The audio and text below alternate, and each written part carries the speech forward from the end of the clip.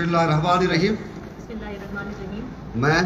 میں سعدیہ دانش بحیثیت منتخب deputy speaker Gilgit Baltistan assembly حیثیت منتخب deputy speaker Gilgit Baltistan assembly اللہ تعالیٰ کو حاضر و ناظر جان کر اللہ تعالیٰ کو حاضر و ناظر جان کر صدق کے دل سے حلف اٹھاتی ہوں صدق کے دل سے حلف اٹھاتی ہوں کہ میں پاکستان کا حامی اور وفادار رہوں گی.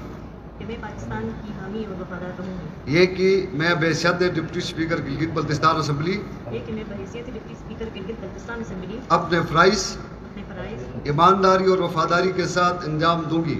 ایمانداری اور وفاداری کے ساتھ انجام دوں گی.